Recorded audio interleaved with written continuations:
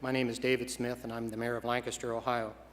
I come before you this morning to present my views on successful collective bargaining between the City of Lancaster, Ohio, and the International Association of Firefighters and the Fraternal Order of Police. This administration has been able to work through the bargaining process to the mutual benefit of the citizens of Lancaster and our public safety employees. The process has been one of openness, mutual respect, and consideration for the other side's limitations and concerns. The process is only as complicated as the two groups decide to make it. By keeping the goal of fairness and cooperation in sight, we have been able to come to agreements. My job as mayor focuses on managing the budget, delivering services, and serving the citizens.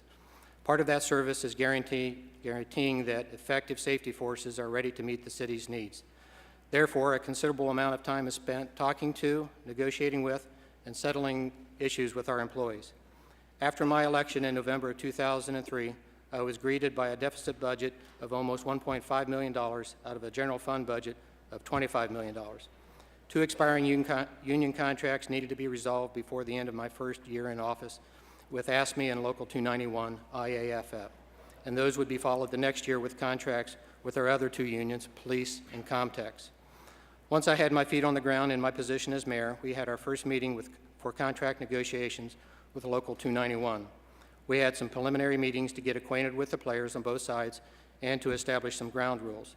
During the negotiation, we freely exchanged ideas and matter-of-factly worked out the details of new health insurance participation rates, minimum staffing, as well as general contract language, and the all-important wages and benefits.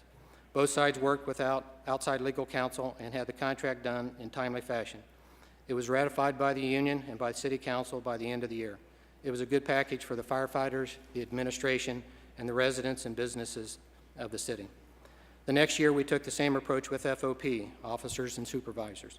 Again, we established the basic ground rules, looked at the priorities of both sides, limited the number of issues to be resolved in this contract, discussed the issues openly, and over a period of several meetings, came away with a contract that the union and that City Council understood and could support. We have worked together for a second 3-year contract with both FOP and IAFF. We are about to begin later this summer the third contract with IAFF.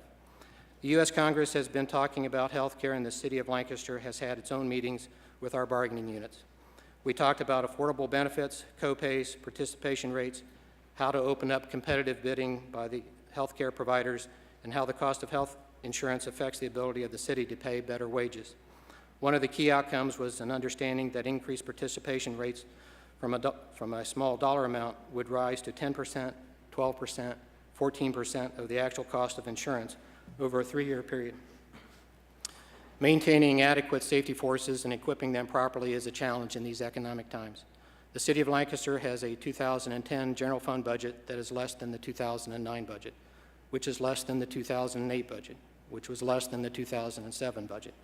We have prioritized safety forces and have sacrificed street paving, and we have been unable to afford the necessary maintenance of our public buildings.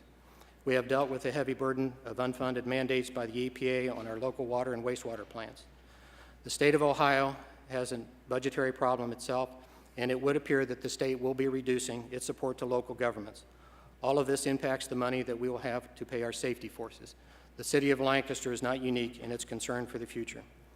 I wish to tell those not familiar with collective bargaining that our success has been built on common sense and respect. Both sides need to share goals, appreciate the financial status of government, and be relatively open to the other's thoughts and ideas. In my experience, it isn't that difficult to work out the differences. After all, these safety forces personnel protect our lives and property every day, and they want to continue to do so. Again, I thank you for listening to my comments. I hope that my testimony has shown that collective bargaining is not something that should be feared by those not familiar with it. Collective bargaining is working in Lancaster, Ohio. It reflects the cooperation and dedication that the administration and the safety forces know is necessary to serve the city. Thank you.